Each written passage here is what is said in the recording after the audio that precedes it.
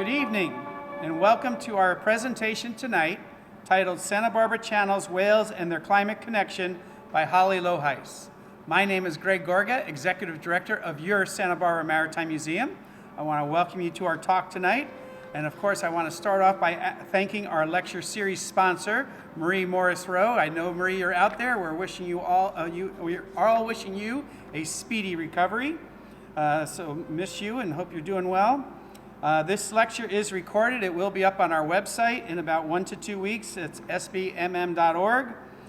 Before we go to bring up Holly, I would like to talk to you a little bit about what's going on here at the Maritime Museum.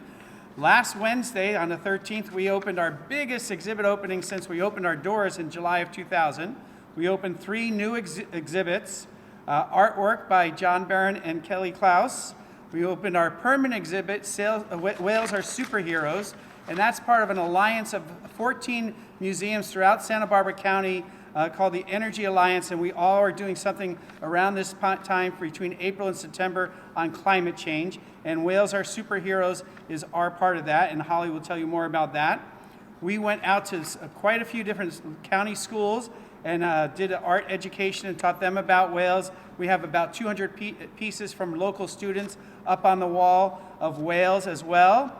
And then we, and actually Peabody School 4th graders did whale sculptures, clay sculptures, and so those are here on display as well. And then finally we opened our first experience, Whale of a Tale. We put out a video asking for artwork, and it went all over the country. So we have over 500 pieces, and we pulled pieces of about 120 of those into this immersive 2D experience in our Munger Theater. And I just hope you'll come down soon. Those items are up through September 31st. The Whales Are Superheroes is a permanent exhibit, but you want to get down here and see that. It is really amazing.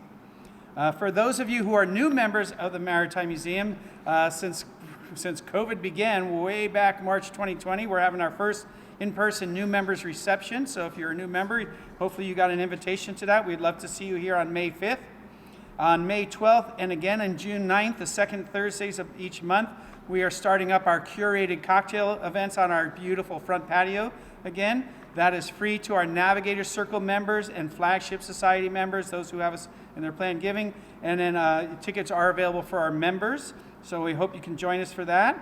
And then our May lecture is Dearest Minnie, A Sailor's Story by Leslie Compton.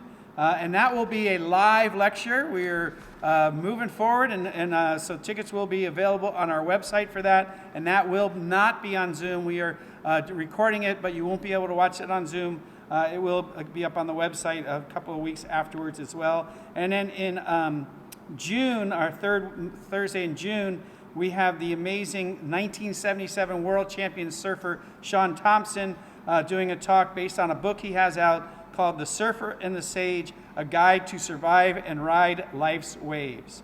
And since we are talking about whales tonight, I do want to mention that in late February, we took about 30 of our Santa Barbara Maritime Museum members to San Ignacio Lagoon. That's where the gray whales birth and their calves and nurse their calves. We got to interact with those gray whales. We are doing that trip again in late February 2023, so if you're interested in joining us, pretty much guaranteed to touch a whale there, a gray whale, please come talk to us. We would love to have you for that trip. Hope you are following us on Instagram, Facebook, get our monthly currents newsletter, and get our weekly updates. If not, it's very easy. Just go to sbmm.org. At the bottom of that homepage, it is very easy to sign up for those lists. And then I do want to remind you, and I want to encourage you all, if you're not currently members of the Santa Barbara Maritime Museum, all these wonderful exhibits, all that education programming that we do that Holly, I'm sure, is going to tell you about as well, all that is not possible without your support. So I encourage you, if you're not already, to become a member of the Maritime Museum, to join our Navigator Circle, or to become a Flagship Society member, which is having us in your planned giving. And so this is not Holly's first time here. We love having Holly here. So we are thrilled to welcome her back to our podium, marine biologist Holly Lohuis. Holly has been a marine educator since 1991, and her work with the world's oceans has taken her around the globe with a gentleman named Jean-Michel Cousteau and his Ocean Future Society expedition team. And she worked with him for a long time and continues to do work with him. For nearly a decade after graduating from UC Santa Barbara, go Gauchos, she worked as a diver and naturalist with island packers on their operations to and on our nearby Channel Islands National Park. She then moved to a more global arena, working with Passage Productions live dive organization on cruise ships in the Caribbean, Pacific, and Mediterranean. For 18 months, she was one of the on-site marine biologists at the Jean-Michel Cousteau Fiji Islands Resort, where she shared her wealth of knowledge and passion about the importance of protecting our water planet for future generations with guests and local villagers. And something you'll see tonight is her passion for our oceans. Holly has appeared in many of Jean-Michel's documentaries and was also featured as a diver and on-camera biologist in the 11-hour PBS series Jean-Michel Cousteau Ocean Adventures and his IMAX film Secret Ocean 3D, which is an amazing film.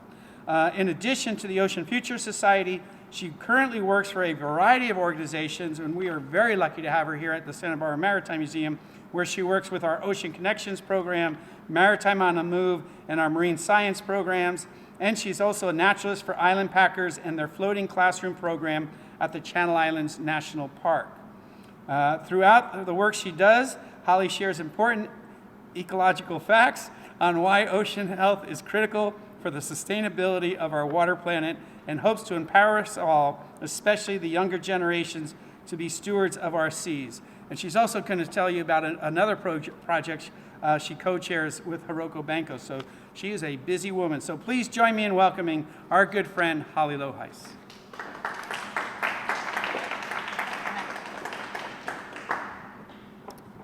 Thank you very much, Greg, and good evening. I am here live on Zoom, so please bear with me because I think we all know that we're done with Zoom. But I am happy to have, of course, my love and some very dear friends here with me this evening in the Santa Barbara Maritime Museum. Thank you very much, Greg, for a very nice introduction. And just to dive right on in, because I know we are all here because of our love of whales, and I appreciate the opportunity to share some personal experiences of whales around the world, but really to highlight the amazing diversity of whales in our own backyard of the Santa Barbara Channel.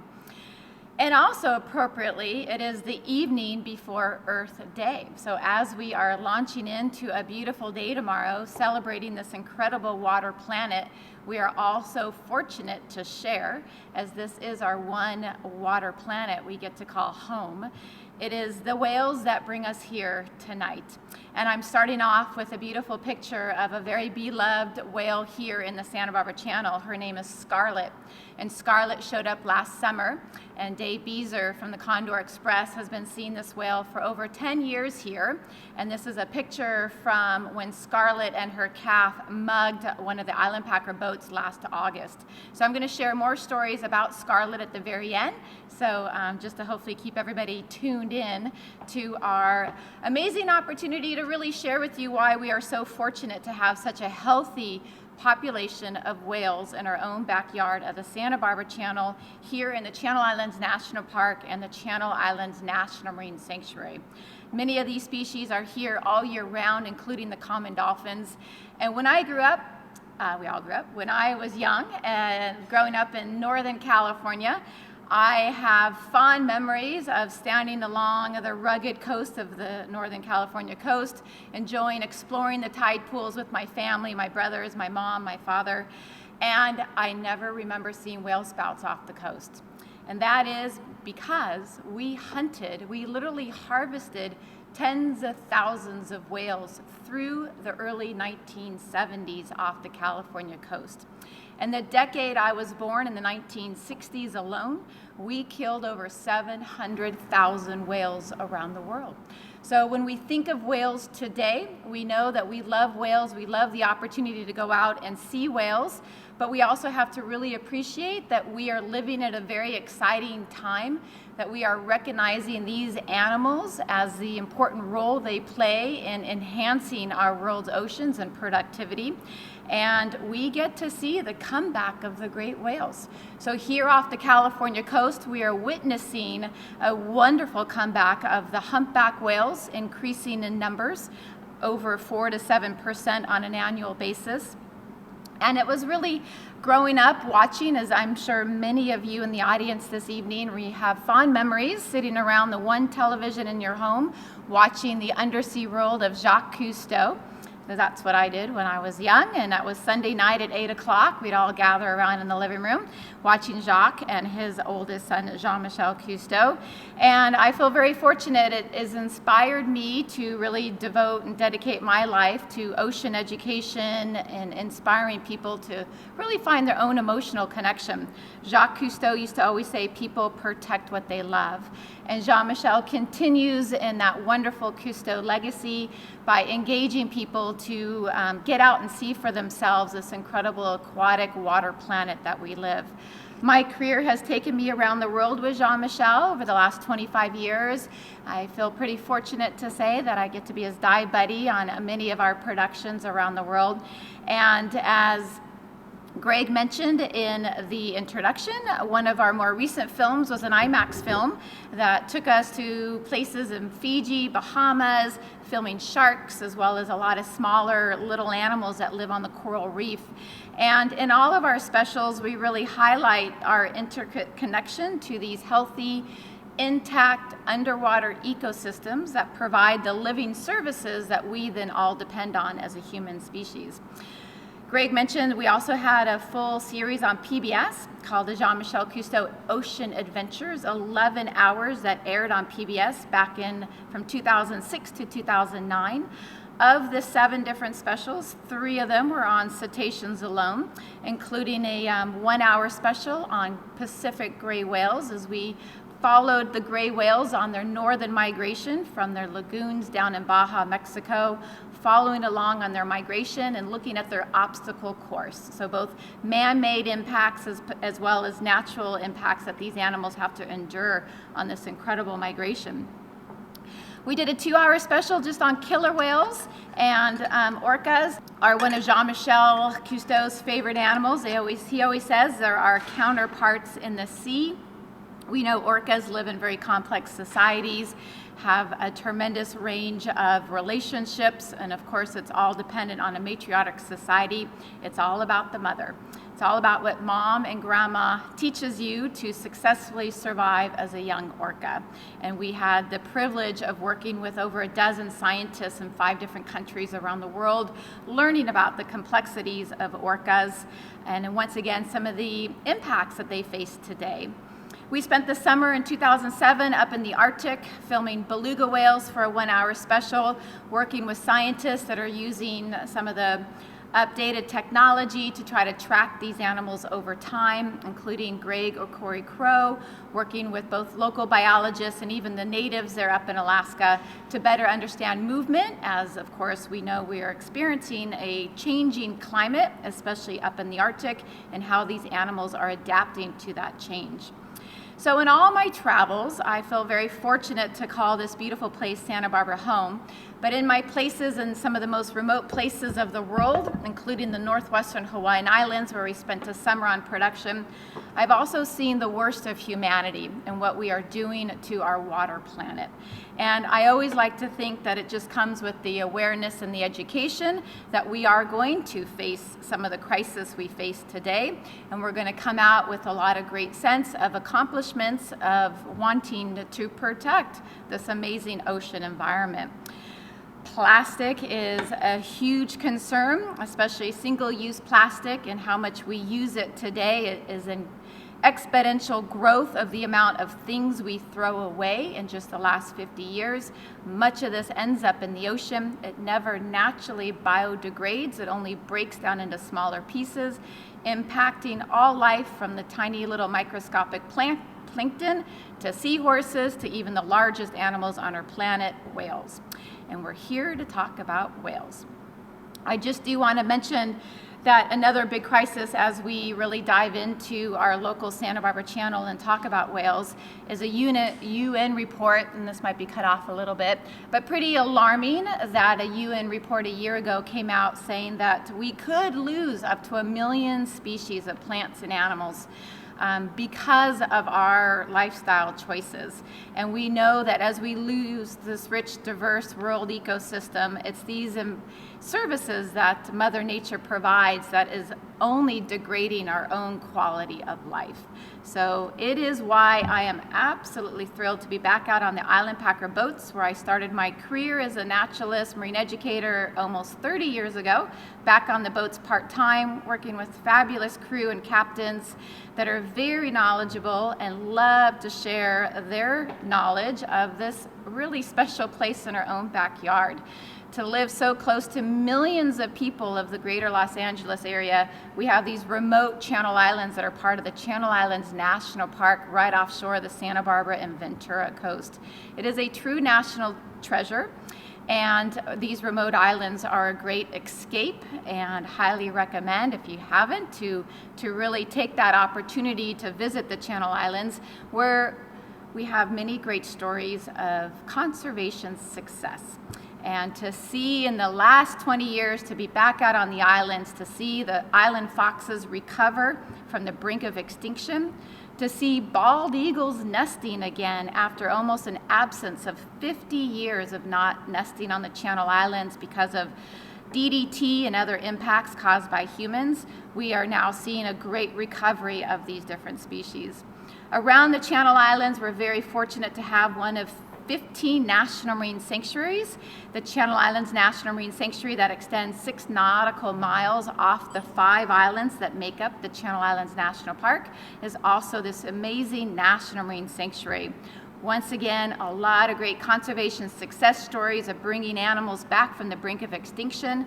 The northern elephant seals were considered extinct in 1910, but a small population kind of snuck away, and they've recovered to very healthy numbers of a couple 100,000 northern elephant seals today. So if we could bring back the marine mammals, the large great whales, I know we have great hope for some of the challenges we face today. So let us use these whales as the iconic species to engage us all on how every individual animal plays their role in helping to maintain an incredible ecosystem of our Santa Barbara Channel.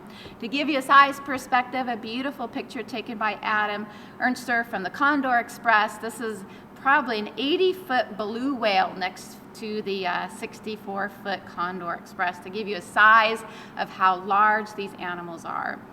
And what makes this area so special for so many different whales and dolphin species that visit the Santa Barbara Channel is we live in a very dynamic area of a transition area of an overlap of huge oceanic currents that mix and mingle in this incredible Santa Barbara Channel. So these currents, from the colder California current that's represented in the blue purplish color, comes down the entire coast of North America.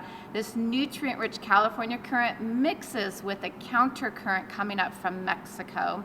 So we get this overlap of diversity of species, more warm water species you might find more commonly off of Mexico. We could see around the eastern part of the channel, and that overlaps with this colder current from the north, where we have such species as the northern fur seals and a lot of marine species that are found more commonly up north.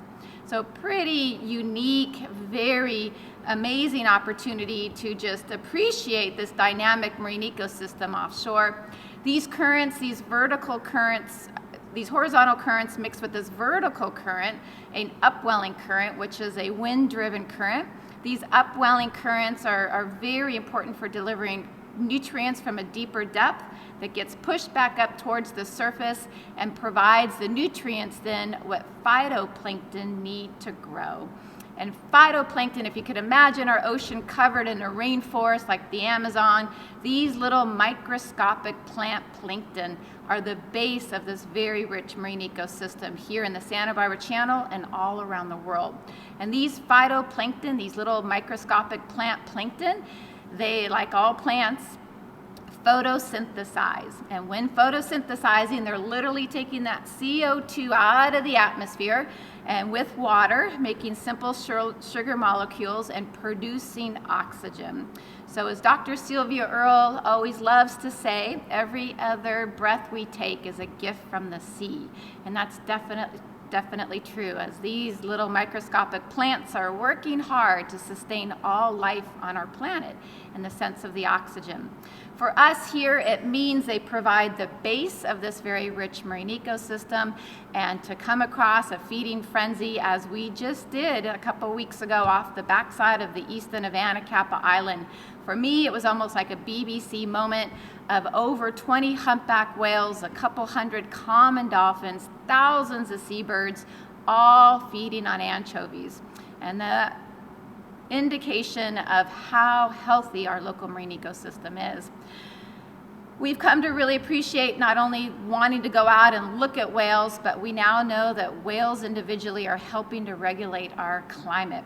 They are ecosystem engineers. They are helping to capture carbon, and through their fecal matter, their whale poop, they are providing the nutrients for an increase of phytoplankton. And that phytoplankton, once again, is taking that CO2 out of the atmosphere. So these whales are actually enhancing ocean productivity. It's a benefit to us. Of course, it's a benefit to our world's fisheries. It's a direct win-win. And for us locally, it is a really important part of our local tourism of going out and enjoying these animals. To give you a sense, this is just island packers sightings from March and April. You pretty much can see every day. We're very fortunate to come across such a rich diversity of whales and dolphins when heading out to the Channel Islands National Park. We work very closely with the other whale watching operators, including the Condor Express and Double Dolphin and the other whale watching boats down in Channel Islands Harbor, as it's always a highlight to see whales as we make our way out to the islands. There are about 90 different species of whales found around the world. And whales belong to an order of animals called cetaceans. So cetaceans are broken up into two groups. All the animals that are facing to the left are the baleen whales, and then all the animals facing to the right are the toothed whales. So toothed whales are as big as a sperm whale and include as small as the porpoise, such as the Dall's porpoise that we see here in the channel. So 90 different species of whales and dolphins and porpoise found around the world. I love this picture because you can see a little diver in the middle that gives you a nice size perspective of the great whales, of these baleen whales around the world. And of the 90 or so different species of whales, and I say of because two new species of cetaceans have just been discovered in the last couple years, including a baleen whale in the Gulf of Mexico and a toothed whale off of New Zealand. So we are still learning a lot about our world of whales, but of all the 90 different species of whales, about 27 different species have been documented here off the California coast. And this is just the cover of a book, a great book that covers all the marine mammals here in the Pacific Northwest. So once again, heading out on a local boat, whether it's your own private boat or jumping on one of the whale watching boats, it is a real wonderful opportunity to get that intimate connection, to see firsthand these beautiful animals. These common dolphins are all year-round residents in the channel. They love to bow ride. They come racing on over to the boat, and my video, I think, is going to be a little choppy. I'm going to try, but there are times that we see some pretty impressive megapods here in the Santa Barbara Channel. And each individual dolphin, I'm going to kind of play it here. I apologize if it's jumpy. Please know it's just jumpy because it's on Zoom. It's playing very smooth on my computer here. And I know once this is uploaded to the Santa Barbara Maritime Museum's website, it will play much smoother, so I'm just going to kind of advance through it. But this just gives you a sense of a megapod as we were making our way out to the scorpion anchorage of Santa Cruz Island, and this does happen on a regular basis, coming across a pod of easily over 1,000 as they race on over to the Island Packer boat here and bow ride. So once again, a little jumpy. I'm just going to kind of continue on. I apologize. lot of different species of dolphins. Bottlenose dolphins are always some of the fun animals we get to see. And this is another encounter of bottlenose. Apologize, it's a little jumpy.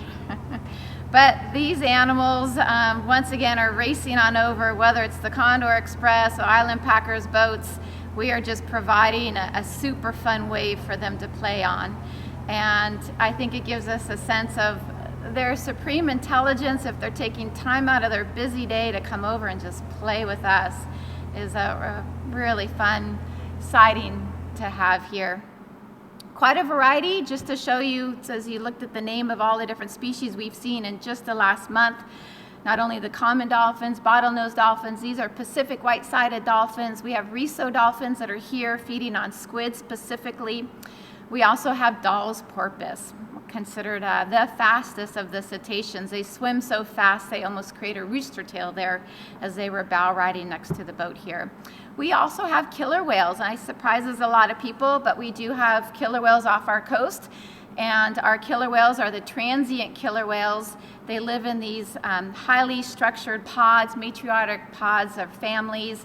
We get some of the very well-known families of the CA51s, and this is another family that visited us last December. So we do see orcas maybe once every other month or so. And of course, we always welcome the blue whales when they move back in the summertime here in the Santa Barbara Channel, here specifically to feed. And this is what brings us to our connection of our climate connection of these large great whales and the services that they're doing to our world's oceans. This is a younger blue whale we had off our boat just off the east end of Santa Cruz Island last fall. And as we can sit here with full respect to the whale, we never want to stress out any animals as we are traversing across the channel. But as you're going to see, this blue whale came right over towards the boat and eventually went right under our boat as we were just sitting there with our engines in neutral. And this is considered an endangered whale. So most blue whale populations around the world are still at less than 10% of their original numbers. And some baleen whales, such as our Pacific gray whales, have been delisted from the Endangered Species Act. They're a wonderful comeback story. And this gray whale smiling for us gives you a sense of why they're called a baleen whale. So they have these baleen plates that hang from the roof of their mouth. And these large animals, the largest animals on our planet, are feeding on a food source that's pretty much the size of your finger or smaller. So here's a good 75-foot fin whale surface feeding here in the channel, using its large mouth, expanding its throat pleats to take in a water maybe as much as a pool size, a swimming pool size of water, filtering out tiny little fish or krill through the baleen plates and then swallow it. So pretty impressive in how they feed, and they do need to find areas which is high density of their favorite food. And here in the channel is what brings these humpback whales, the blue whales, here to the channel. Fin whales, we did have a fin whale just last week right outside of the Wainimi Canyon, just outside of the Channel Islands Harbor. And as well as minke whales. We call these the captain's whale because it's usually the captain that sees the minke whale, then they dive down and they're gone. They tend to be a little shyer, but this minke whale you can see is very easily identified by that white patch on its pectoral fin. So these are the smallest of the baleen whales that we get here in the Santa Barbara Channel. And if you're not quite sure which whale, just look for that white on its flipper and you'll see indeed it's a minke whale. The most common sightings we have of our baleen whales in the spring, summer, and fall are the humpback whales. And when I started whale watching with Island Packers back in the early 90s, they guesstimated about 2,000 humpback whales in the entire North Pacific. Today, we have well over 20,000 humpback whales in the North Pacific. So that's just in my short career of 30 years of working here in the Santa Barbara Channel is just a wonderful comeback. And they're always such a favorite to see as they are known for their acrobatic breaching skills. And a young humpback we had right off of East Santa Cruz Island. And as these whales are moving up and down the water column, they're moving a tremendous amount of water circulating nutrients that slowly sink over time. These whales are bringing these important nutrients back up to the surface waters being what we call the photic zone, where the sunlight penetrates, and it's that sun that then drives the phytoplankton. And so these whales are literally moving this water to help enhance this productivity as they're lunge feeding towards the surface. Here in California, our humpbacks are feeding on anchovies, as you'll see a mouthful of fish spill out of this whale. It's hard to really see, but that's a mouthful of anchovies. Those 4 individual humpback whales kind of participated together in some amazing lunge feeding behavior there that we're so fortunate to see.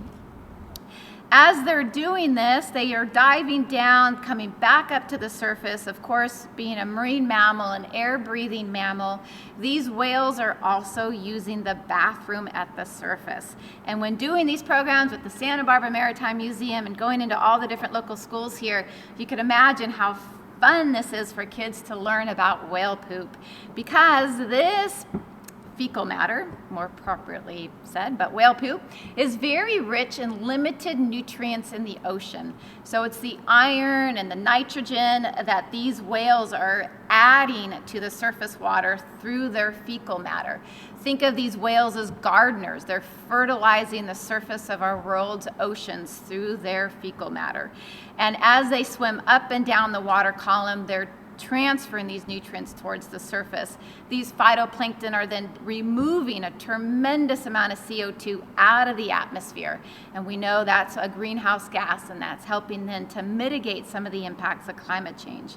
So this is now commonly referred to by scientists as the whale pump. As these whales dive down to deeper depths, have to come up to the surface to breathe, they of course then are using the bathroom at the surface, adding all those nutrients, and through photosynthesis, these phytoplankton are taking CO2 out of the atmosphere, producing the oxygen that then is sustaining us and many other species on this planet. So just a reminder, as we've really wiped out the world's whales in the 1900s alone, we really now come to appreciate that even seeing this from a drone filmed by Evan Brodsky, who comes out on our boats occasionally, a nice drone footage of just a whale in action there.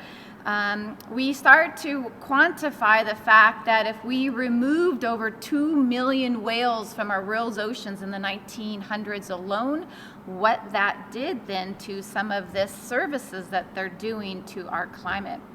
So as we really start to measure the impact that these whales have, we know that these whales are not only vertically swimming up and down the water column, they're also swimming horizontally over great distances.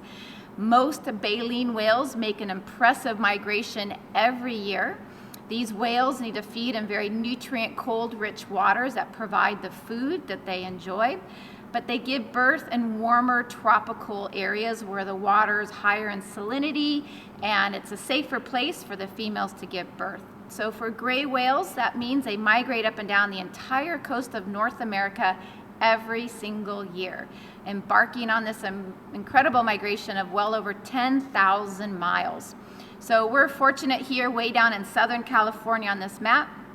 In January, we start to see the first southbound gray whales, and most of those first southbound gray whales are the pregnant females anxious to get down to the lagoons of Mexico. And we then see whales heading south throughout all of January into February. By February, because we're so close to their winter destination, we actually have an overlap of seeing some of the first northbound gray whales in mid-February. And now that we're into April, towards the end of April, we're seeing the very last animals leave the lagoons of Baja, and those are the mothers who gave birth in January. So they're on their northbound migration now, and it's not too common, but occasionally, as we did this last January, filmed by one of the Island Packer crew, Brittany, we had this beautiful gray whale that swam right under the bow of the Vanguard. So not really known to be the friendlies here in the channel. They're pretty much on a mission of migrating. But as Greg mentioned, seeing these beautiful animals down in their winter lagoons of Baja, Mexico is a really special way to enjoy and appreciate these gray whales. So once again, they travel down to the warm tropical waters. It's all about the calves. It's all about this 15-foot baby that needs to be born in these warm waters and nursed by its mother before embarking then on the northbound migration. So as we start to look at our world's oceans, we can see that many of these whales embark on this incredible migration. Humpback whales are found in both the northern and southern hemisphere, living in about 14 or so different populations. And we know there are different populations through genetic studies, and we know here in the North Pacific at least 4 different populations of humpback whales. If you've been so lucky to see the humpbacks in Hawaii in the winter time, you'll see number 4 in Hawaii here. Those humpback whales head pretty much up to Southeast Alaska and the Gulf of Alaska in the summertime to feed. Here off of California, we're very lucky to have the 2 different populations of humpbacks that come up from Central America and then also from mainland Mexico. You'll notice number 6 here, our Central America population, they're still listed as an endangered species. So some of the humpbacks have recovered to very healthy numbers, such as the Hawaiian population, but we do still have an endangered population of humpback whales that feeds here in the summertime off of California. And this gives you an idea of just their movement over time. And what's really fun is I will share is we are still learning about their movement. But a lot of this is from, of course, satellite tags that are attached to individual whales, as well as following them through photo identification. So blue whales, as I mentioned, are still critically endangered. These are the largest animal ever on our planet, reaching lengths of over 90 feet. A little bigger in the southern hemisphere, but once again still remaining at such low numbers. Here off the California coast, there's about 1,500 blue whales. So for a while, it's been considered one of the healthier populations of blue whales that visit us here in the Santa Barbara Channel. And they're here to feed specifically on krill. A small shrimp-like animal is their favorite food.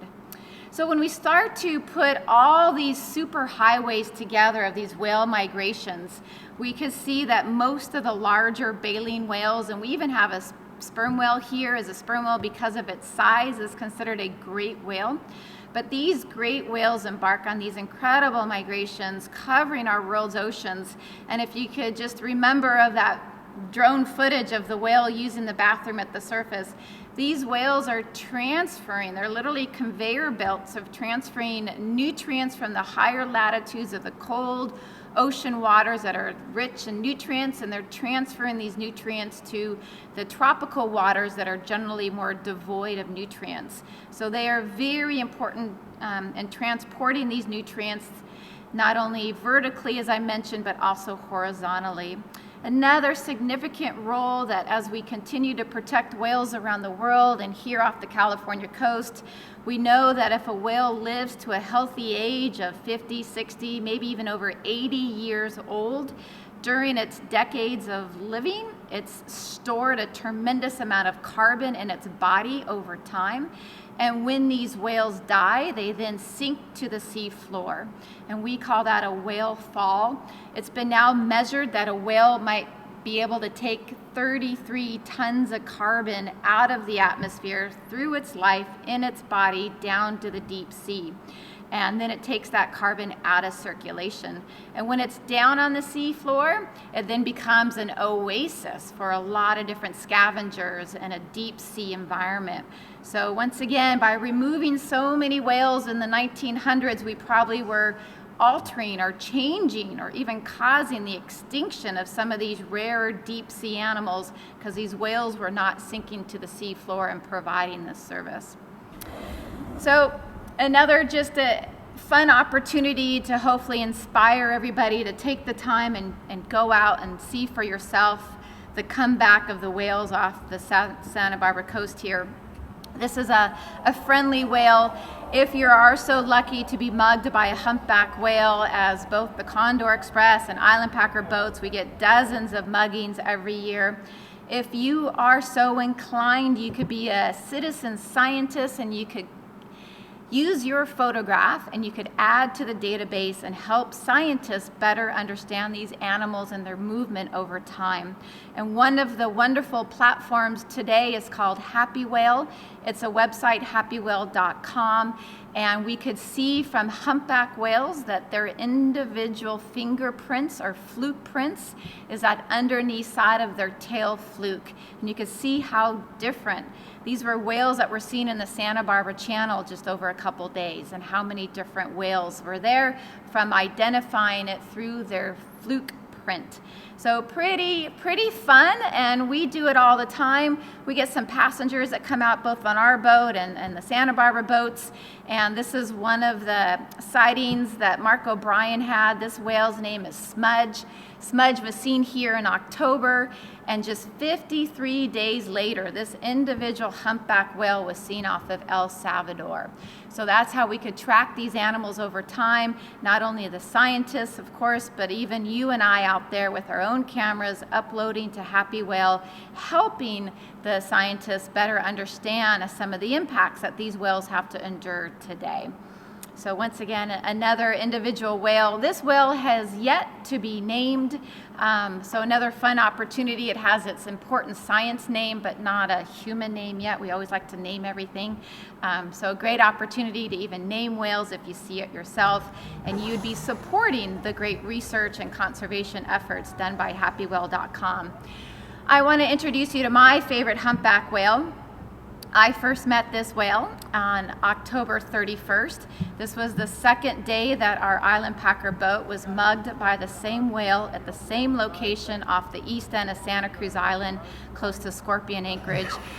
This whale's been named by the crew of the Condor Express. This is Flip, and Flip is named, as you're going to see. Flip loves to flip over.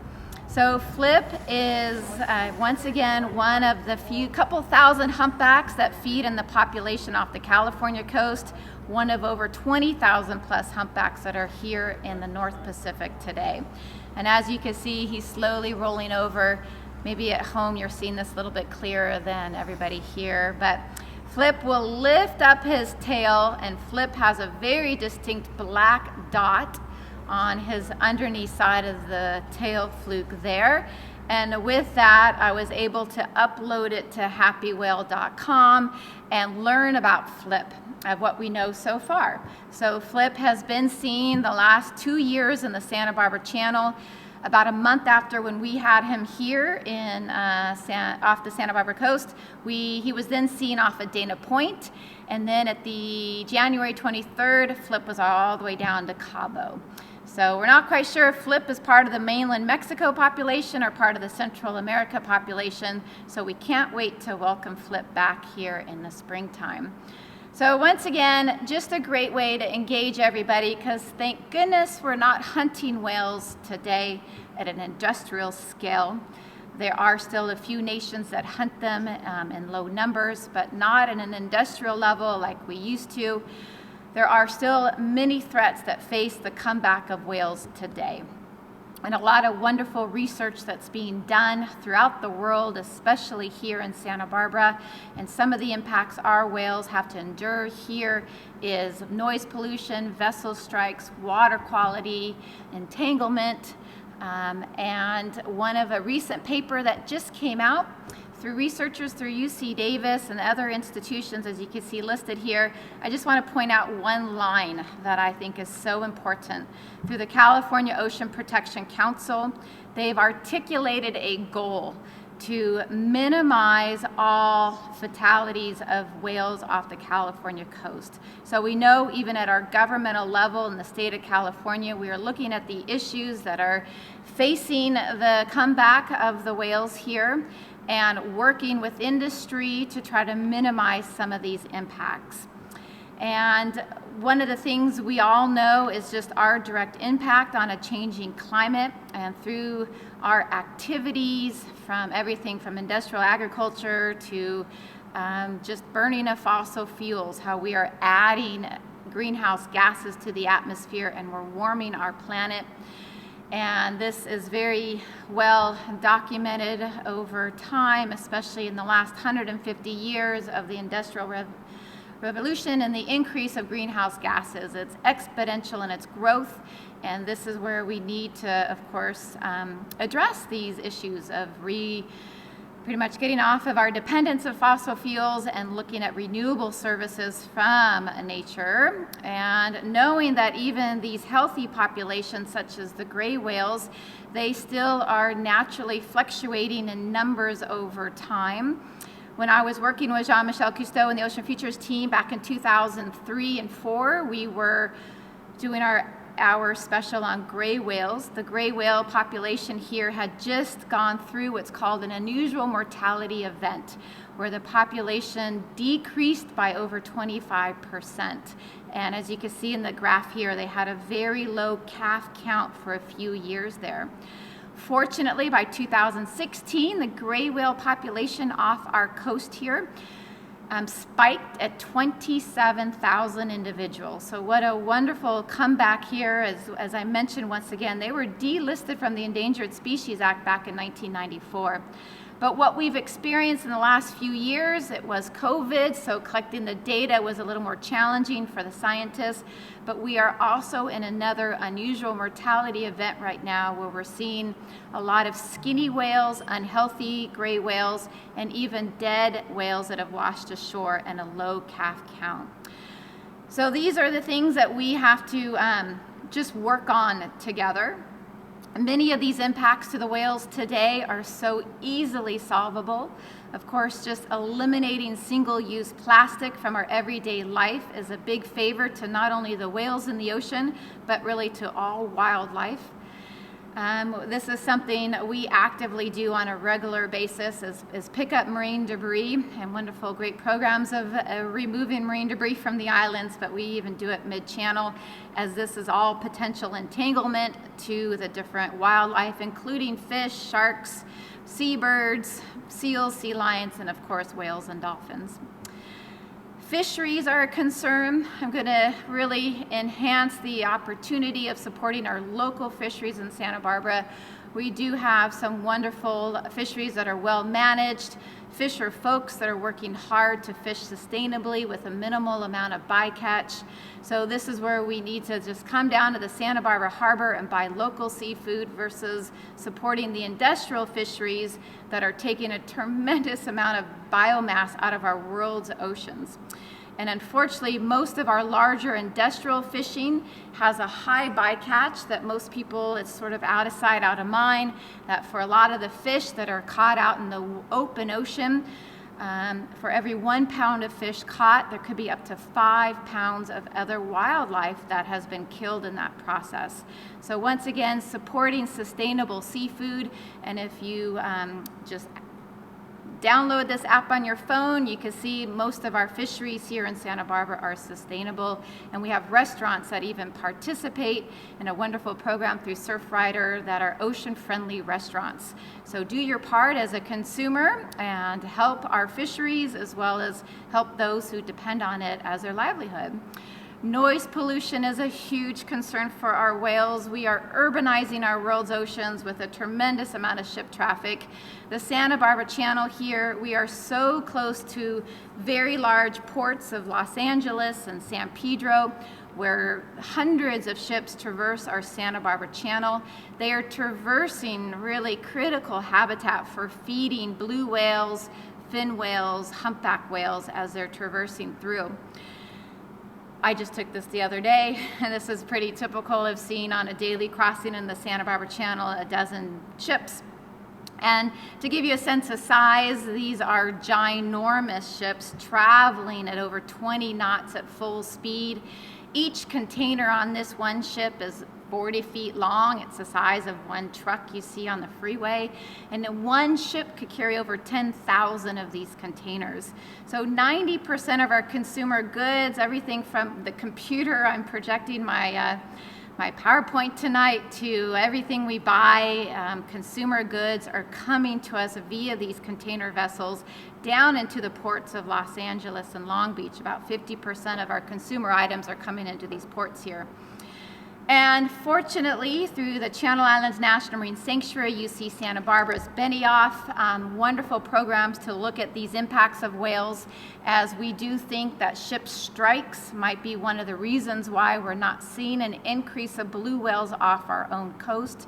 So there is now a program here, a wonderful collaborative effort by the Channel Islands National Marine Sanctuary and the other West Coast National Marine Sanctuaries, working with the County of Santa Barbara, the County of Ventura, and the Air Pollution Control Board, and all these different shipping companies to initiate a very important voluntary vessel speed reduction program. So when ships traverse here in the Santa Barbara Channel, they're given an incentive to slow down, to reduce their speed in half. And if they go less than 10 knots when traversing the Santa Barbara Channel, it has been shown that whales could get out of the way. Most importantly, it also, well, it helps the whales, that's very important, but it helps our air quality, and of course it reduces the noise pollution. So just want to really highlight the great work that's being done here in the channel of protecting our blue whales by protecting our blue skies. And this was the statistics from 2020. It's now been increased. There's now 18 global shipping companies that make up about 90% of our ships traversing our channel that are participating in this voluntary slowdown. So I do want to just say there are win-win stories as we are addressing some of these concerns. Entanglement's a huge issue. A fisherman does not want a whale to get entangled in their net, so they do everything they can to minimize this entanglement. But it is a concern around the world. This is a young sperm whale we had off of Santa Cruz Island 2 summers ago, most likely entangled in some sort of gill net. So as we really just address the issues of the concerns of whales today, it's really highlighting the importance that they are these key ecosystem engineers, and the key message here is the benefit that they're doing to nature. Whatever is done to nature is a benefit to us people. We know that they are dependent on these critical habitats. As we better understand movements over time, as their populations continue to increase, we are doing everything we can to sort of minimize some of these potential impacts. And of course, we all need to be a part of this solution. And it is restoring these whale populations around the world. Hopefully getting the other whales of the blue whales and fin whales off the endangered species list, just like we have been with the gray whales. And so with that, I'm just going to finish with one last little story of hoping to inspire all of you to go see for yourself, because this is my future, and I always embarrass my son now that he's 17 especially. But we have to think of the future generations and the choices we make every day, and what is the world we want to leave for these future generations. And one of the reasons why I am just so encouraged to what I've been able to witness in the last 30 years is what we can now do to designate our local area as a Whale Heritage Site, working closely with Hiroko Benko of the Condor Express, working closely with Island Packers, the Santa Barbara Maritime Museum, the Santa Barbara Museum of Natural History, other individual biologists, the National Marine Sanctuary, National Park, EDC, many great partners. We are in this together to apply to become a Whale Heritage Site. And this would just recognize this area as a great ecotourism destination. It would recognize this area of great conservation and research that's put in place. It would recognize this area of the important educational opportunities, such as coming here to the Santa Barbara Museum of Natural History and seeing our whales, our superhero exhibit, and of course the cultural component. And these are the main 4 criteria of a Whale Heritage Site. There's only 5 around the world, only 1 in North America so far, down at Dana Point. And we are now listed as one of 18 candidate sites to become a Whale Heritage Site. So once again, it's an application process, and super excited to be a part of it, working with very passionate, devoted whale enthusiasts, as we really know that we need to celebrate whales for whales to be whales, but also for whales because of their ecological role in enhancing our ocean productivity. So come here to see whales are superheroes, as Greg said. It's a wonderful exhibit put together by a very talented, creative team. Super proud to be a part of this exhibit. And because tomorrow is Earth Day, the simple things we could do every day to really better protect our water planet, it really starts with each individual one of us making choices that are more sustainable. So as I promised, my last little story of Scarlet, and I do want to save time for questions. Scarlet, as I mentioned, this is her tail fluke. That's her fingerprint. That's what's on file to identify her. But most of the time, we don't get to see Scarlet's tail fluke because instead we get mugged by Scarlet. Scarlet is named Scarlet. This was the opportunity we had with her back on August 8th, uploaded by one of our wonderful passengers, Lottie, that comes out on our boats all the time. And Lottie and Lindsay, one of our crew member, our captains, took this beautiful video. And Scarlet is scarred by boat propeller wounds. She has had those wounds the entire time that we've known her here in the channel. As I mentioned, Captain Dave from Condor Express has been seeing her for over 10 years. This last summer, she brought her second calf with her, as these calves generally will stay with their mother for their first year. So as she came up from the south, one of the tropical breeding lagoons of mainland Mexico or Central America, Scarlet loves the Santa Barbara Channel, loves the anchovies here, and loves to just blow bubbles under the whale watching boats. So she is my story of hope. She is a whale I have not met yet. But just because between all the different whale watching boats, we see her at least a half a dozen times every summer, I have high hopes of meeting Scarlet this summer. So with that, a big thank you to everybody who's contributed beautiful visuals to my presentation. I appreciate this opportunity to be here and share stories about whales, and most importantly, their ecological role and the importance of enhancing our world's oceans. So with that, I know Greg is going to come back up, and I hope there's some questions and answers, and I should maybe stop sharing or leave it there. You can leave it there. Okay. But you might want to put it back or something. Thank you, Holly. That was wonderful. Your usual amazing presentation. And I want, I should mention, since you talked about Scarlet and the propeller scar, we do have Hiroko here, owner of the Condor Express. I think the best whale watching boat on the West Coast, and no propellers on that boat, so the whales don't get hit by a propeller. So thank you, Hiroko, for being here. So our first question, and we got a lot, is from Vic. He says, welcome, and or he or she, good to see you again. Any idea how much the behavior of the whole whale community contributes to greenhouse gas sequestration? Statistically, so that was a good question. I'm going to repeat it because our audience here can't hear you here, Greg. So the global population of whales, how much do they contribute to this sequestering carbon? And that's a mouthful. There have been some really good studies looking at that. I don't have that off the top of my head. But once again, an individual whale, when it dies, is taking about 33 tons of carbon out of the atmosphere. And when we think today, the world whale populations of the great whales, so sperm whales and all the baleen whales, are probably only still at about a third of what they were 50 years ago. We have a tremendous opportunity to continue for conservation for whales and bring them back up to pre-hunting numbers. And then I think we definitely would value that amount of carbon they're taking out of circulation in the atmosphere. All right, thank you. And Michelle, who's also done a talk here on Shackleton, asked, do gray whales eat only half a year in Alaska, or do they snack or eat on the way back to Baja or in Baja? Great question. So do gray whales snack along the way, or are they only eating up in the Arctic?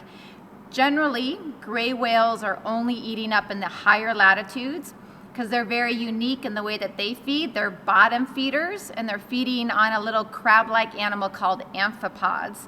So amphipods are found in high density up in the Arctic. So the Bering Sea and the Chukchi Sea is a destination for most gray whales. From some of the scientists that are looking at these whales, you can see they kind of disperse when they hit the Gulf of Alaska. They kind of fan out. So some of them do even head a little further west over towards Russia. But what we are seeing, as I mentioned, in this unusual mortality event, we are seeing more and more gray whales snacking along the way, especially on the northbound migration. I know those of you here in Santa Barbara, you had a beautiful young gray whale that was feeding just outside of the harbor for almost 2 weeks, named Patches. I think it was named Patches because that big white. We going out to Santa Rosa Island right now. The Island Packer boats are going out there 2 to 3 days a week right now, weather dependent. And there have been about 10 gray whales in Betcher's Bay feeding. We don't know what they're feeding on, maybe mole crabs, ghost shrimp. Not quite sure, but we've been sharing that information with the gray whale biologists. They're wanting us to get some good photographs to see if there's some individual whales they recognize, as there are about a dozen gray whales that go off course and swim up the Juan de Fuca Strait into the San Juan Islands and feed on ghost shrimp. And those are the same dozen or so gray whales that do that every single year. And that population, those 12 whales, will fatten up for about a month, go back out into the Pacific and get back on track. And they noticed none of those whales disappeared during this unusual mortality event. So that's a great question. It's not fully known or answered. Are gray whales snacking along the way? I have seen them here in the channel surface feed on krill. So they're opportunistic. They'll take advantage of food is there, but generally most of their food that they enjoy is found up in the higher latitudes of the Arctic. So great question. And I don't blame them for snacking along the way, because when we had our members down at San Ignacio Lagoon, what I remember them saying is those calves are gaining 200 pounds a day nursing from their moms. So, oh my gosh, and then they got to swim thousands of miles. That's incredible. Don, who you know, I think, and is our past board president and does have a nice view of our channel from his place, says there seems to be a decline in gray whale sightings in the past 2 years along our Santa Barbara coast and kelp beds. Is there any data or explanation? So great question. I'm just going to repeat it again here. Is there a decline in gray whales along our coast because there's been fewer sightings here just outside the kelp bed? That's a great question. The Channel Islands National Marine Sanctuary does do aerial surveys on a monthly basis. So that's part of the data they're collecting. We know because of COVID and then all the strikes, we know there's been a big backlog of container ships off of Los Angeles between LA and Catalina. Or maybe a lot of gray whales going behind Catalina and staying on the back side of the 4 northern Channel Islands is a theory. We definitely had a lot of gray whale sightings, both southbound and northbound on the back side of the island versus the front side or versus close to shore. But there's a wonderful study down in Los Angeles in Palos Verdes, Point Vicente, and that is with Alyssa Yaniger-Schulman, and she's with the Cetacean Society. That's a mouthful. And she and her dedicated volunteers every day for almost 4 months during the gray whale migration are out on that peninsula with their big spotting scopes and binoculars, and they're counting gray whales, both on the southbound and northbound migration. Highly recommend to follow her on Facebook because she posts those up. She posts those on a daily basis. And her numbers look fairly similar to the last couple years. Once again, she wasn't counting during COVID. So that is just a great reminder on how little we know and how quickly can these animals adapt to a changing ocean as we are once again urbanizing our world's oceans and changing just the climate of the world's ocean. So great question and still needs to be answered. Thank you. Jim asks, we've occasionally had baby whales, I guess like Patches, although he's 4, hanging out at the entrance of the harbor. Are they old enough to be independent of their mothers and perhaps feeding on their own? Yes, absolutely. Patches was probably, well, you just said, Greg, they thought 3 to 4 years old. The calves are generally with their mothers for the northbound migration. So that's 3 months down in the lagoons and then traveling for 3 to 4 months up to the Arctic, and will stay with their mother most of the summer, learning how to feed and still nursing. But it's thought that once the female then leaves the Arctic in the fall to make her migration to get back down to the winter lagoons to then get pregnant again, that she will not then travel with her calf. So it's thought the calves are generally weaned at 8 or 9 or 10 months. But what's interesting with humpback whales in this picture of Scarlet is that calf is pretty big. So it's thought maybe that was a 2 years ago calf, not last year's calf. And that's a study that they're looking at through happywhale.com. Is this long-term relationship between baleen whales? So maybe they do stay longer, but it's not uncommon. We see a lot of our gray whales on our whale watching trips. A lot of the sightings are individual animals, young juveniles. If they're not mating yet, they're not sexually mature, there's no reason to go all the way down to Baja to find a female. They'll just linger around up and down the coast, and not unusual to find them by themselves. It's very common. All right, thank you.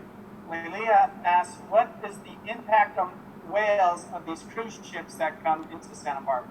Okay, great question. What is the impact of the cruise ship on the whales here in the Santa Barbara Channel? It's just another big ship. And what I didn't mention for this voluntary slowdown reduction speed program is it's for ships that are 300 tons. So they're very large ships. So cruise ships fit that category. We don't know, but we know in Alaska, in Southeast Alaska during COVID, when there weren't as many cruise ships up there, the scientists were able to get some amazing recordings of humpback whales. The humpbacks were more vocal, they were singing, they were feeding, they were communicating. So we know that ships in general are very loud underwater. Some biologists will say it's almost like having a headache all the time with so much ambient noise around you. So there's for sure the cruise ships are having an impact on our noise and our soundscape. The Channel Islands National Marine Sanctuary, a biologist, Lindsay, looks at the soundscape here in the channel. They are listening hydrophones in the channel, both the Whale Alert program I mentioned briefly, and then some of the work the Channel Islands National Marine Sanctuary is doing is to better understand if whales are changing behavior when these ships, especially cruise ships, coming close into Santa Barbara. Yeah, and Lindsay was part of our Girls in Ocean Science that the Steinmetz Foundation. Yep, she's fabulous. I got to listen to those whales. So Jason would like to know, do we know where our blue whales have their calves? Great question. You can see now, Greg, I could have talked hours about whales, so there's a lot of important information I forgot. So I really appreciate, Jason, your question. Where do blue whales go in the summertime? Well, they come up here off the California coast, and they could really go far as Oregon, Washington, even as far as up in Alaska. But blue whales in the wintertime go down similar to one of our humpback whale populations. They go down off of Costa Rica. There's what's called the Costa Rica Dome, this offshore area that apparently a lot of the blue whales and humpback whales will spend the winter time. So once again, that's some really good tagging that they've done, satellite tags through Oregon University and also Cascadia. John Kalabakidis, who does a lot of the research for blue whales and humpback whales, and a lot of his research has been done here in the Santa Barbara Channel. All right.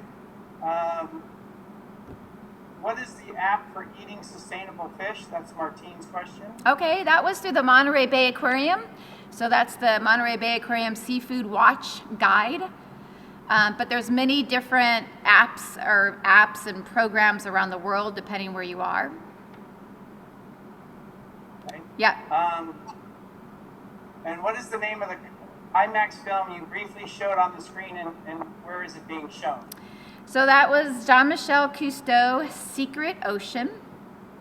and you can see a trailer of it online. It came out in 2015, and it did screen at about 20 different theaters around the world. We did a lot of openings, both in Mexico, here in the United States, and Canada, but I don't know if it's screening right now, but a really good trailer you could see online, Jean-Michel Cousteau's Secret Ocean. That's is that the one where the camera goes almost right into the mouth of one of the fish?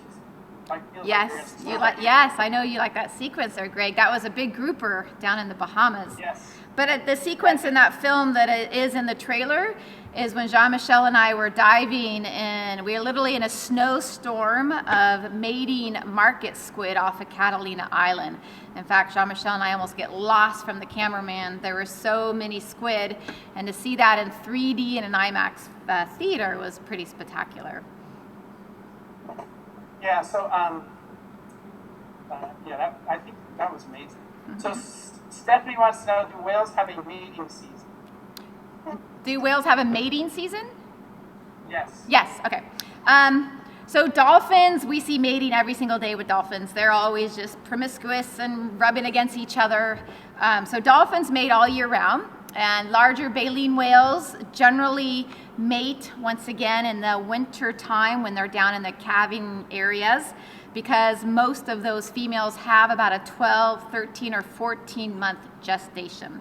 So baleen whales generally breed and mate in the winter time because, as I mentioned, we're so close to their winter destination here in Southern California. We see a lot of mating activity of gray whales here in the Santa Barbara Channel. But we also saw mating orcas in December, so we see the mating all the time. All right, and then James would like to know, what is the relationship between unusual mortality events and carrying capacity of the ocean? Ooh, that's a really great question. What is the definition of or difference between an unusual mortality event and just the carrying capacity? So carrying capacity is a population of any wildlife where they are at their maximum number of literally not overeating their prey that supports them. So it's thought that the gray whales above 20,000 to 27,000 individuals have reached what's called their carrying capacity. So that's how much the environment can support that number of whales. We know nature, the laws of nature really dictate those relationships between predator and prey. But an unusual mortality event is when you lose over a third of that population.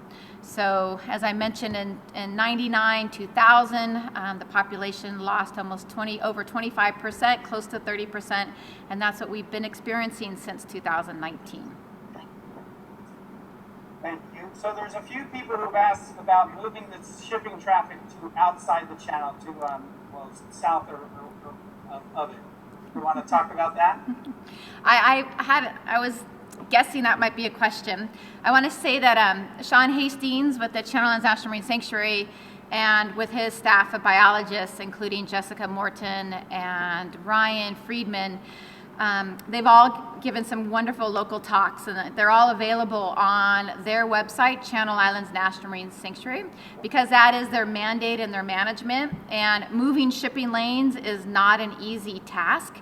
On the East Coast in the United States, outside of Boston, where there's critical habitat for the critically endangered North Atlantic right whale, where there's only less than 350 North Atlantic right whales off the East Coast, the shipping lanes slowdown is mandatory, and they have also moved the shipping lanes. But that is an international regulation board that moves the shipping lanes, and then also Coast Guard here in the United States. So it's slow to change shipping lanes. Fortunately, here in the Santa Barbara Channel over the last 10 years, they've narrowed the gap between the northbound and southbound shipping lane, so they could pull the shipping lane a little bit out of that feeding habitat off of Santa Cruz and Anacapa Island.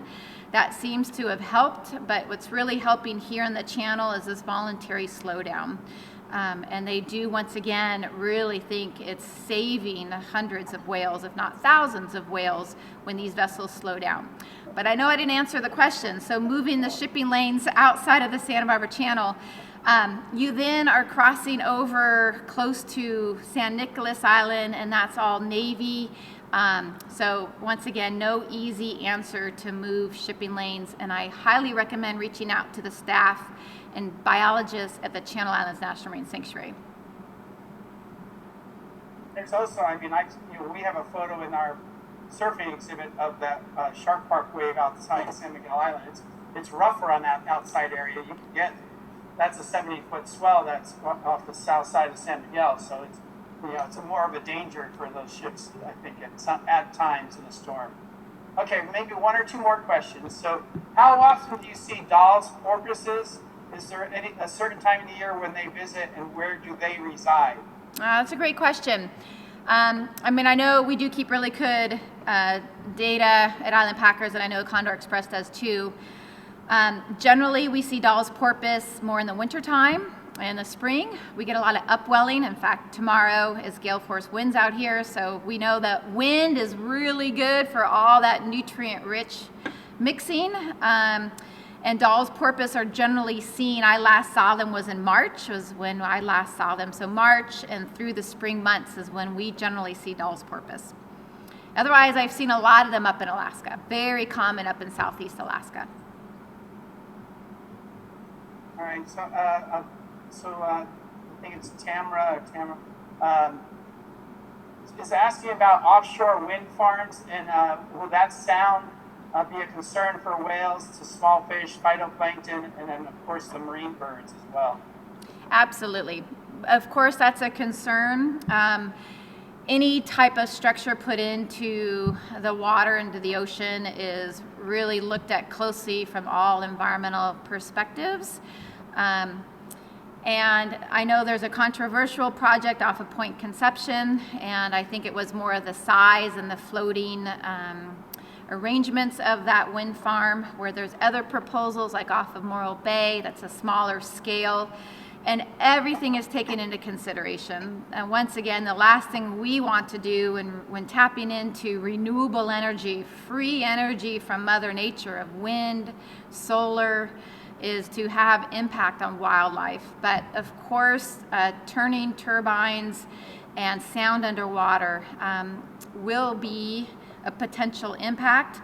And I think the long-term question is, how do we compare that to the impact of what we have had here of our 19 permanent production platforms and the potential risk of an oil spill? So all that is taken into consideration. Once again, no easy answer.